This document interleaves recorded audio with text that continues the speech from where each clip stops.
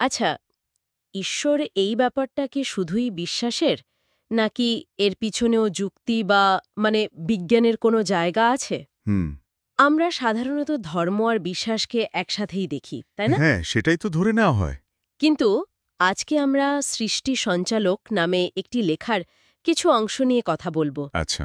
এটা পুরো বিষয়টাকে ঈশ্বরের ধারণাকে একটু অন্য আলোয় দেখানোর চেষ্টা করছে। ইন্টারেস্টিং। আমাদের আজকের লক্ষ্য হল এই লেখায় ঈশ্বরের ধারণা, তার কাজের পদ্ধতি, এইসব নিয়ে যে যুক্তিগুলো আছে সেগুলোকে একটু তলিয়ে দেখা। বেশ।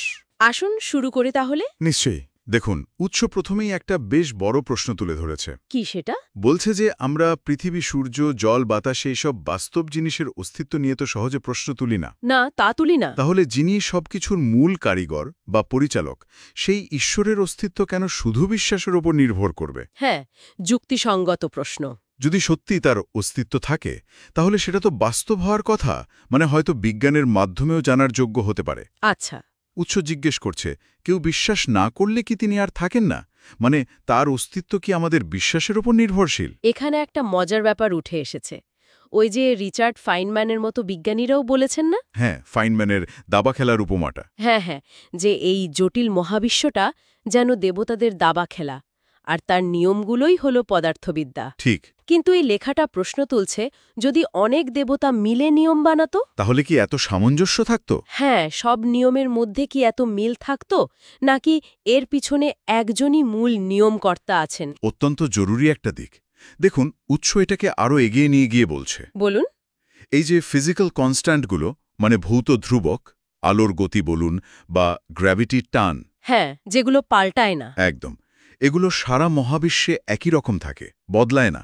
এই অপরিবর্তনীয়তা এটাই ইঙ্গিত দেয় যে এই সৃষ্টি হঠাৎ ঘটে যাওয়া কিছু নয়। এর পিছনে একটা প্ল্যান আছে।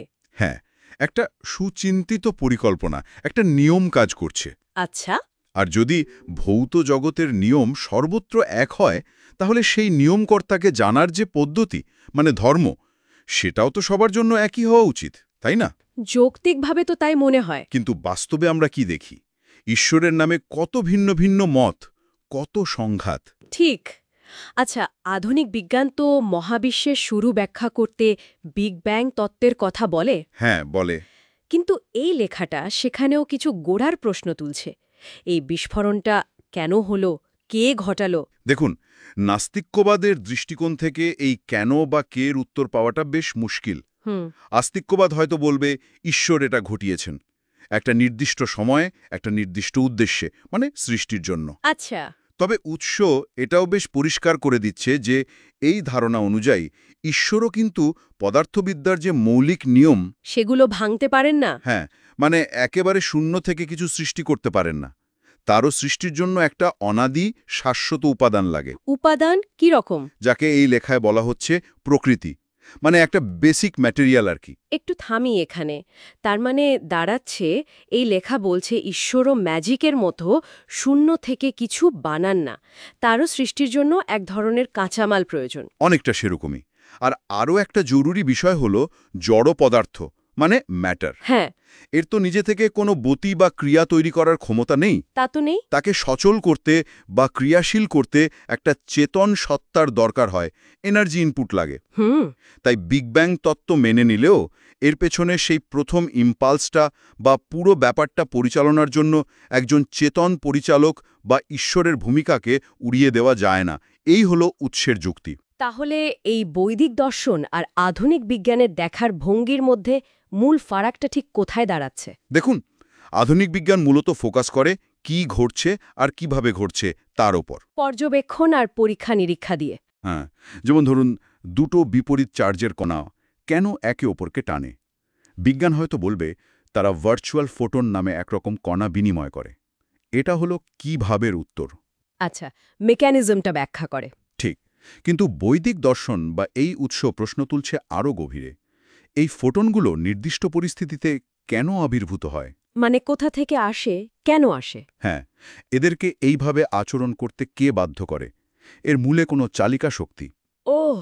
এখানেই একজন চেতন সত্তা বা ঈশ্বরের ধারণার প্রাসঙ্গিকতা আসছে, যিনি সমস্ত জড় শক্তির পেছনের মূল প্রেরণা বা চালক।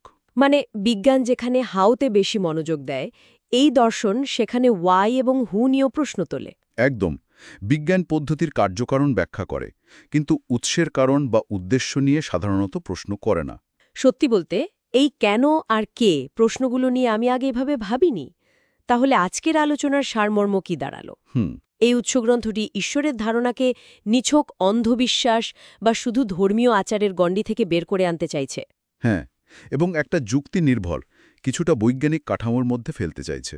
মহাবিশ্বের নিয়মের শৃঙ্খলা, সৃষ্টির আপাত উদ্দেশ্য আর জড় পদার্থের নিজের সীমাবদ্ধতা, এই সব কিছুই যেন এক অদৃশ্য চেতন নিয়ন্ত্রকের দিকে আঙুল তুলছে, তাই তো? একেবারে। এই লেখাটার মূল বক্তব্যটাই হল ঈশ্বরকে বুঝতে বিজ্ঞানকে বাদ দিয়ে নয়, বরং বিজ্ঞানের কেন প্রশ্নের উত্তর খুঁজতে গিয়েই হয়তো ঈশ্বরের প্রয়োজনটা আরও স্পষ্ট হয়ে ওঠে। এটা একটা অন্যরকম দৃষ্টিকোণ। আজকের আলোচনা থেকে একটা ভাবনা হয়তো আমাদের শ্রোতাদের সঙ্গে থেকে যেতে পারে। কি সেটা? যদি আজ আমরা বিজ্ঞানের মাধ্যমে যা কিছু দেখছি, সেই কণা বা শক্তিগুলো মানে একদম ফান্ডামেন্টাল লেভেলে, সেগুলো শেষ পর্যন্ত এক অদৃশ্য চেতন সত্তা দ্বারা পরিচালিত হয়। যা হয়তো আমাদের বর্তমান প্রযুক্তির ধরাছোঁয়ার বাইরে। হ্যাঁ, তাহলে এই বাস্তবতার আসল রূপ আর এই মহাবিশ্বে আমাদের নিজেদের জায়গা নিয়ে আমাদের ধারণাটা কি আমূল পাল্টে যাওয়া উচিত নয়? এটা সত্যি ভাবনার বিষয়। অনেক ধন্যবাদ আপনাকে। ধন্যবাদ।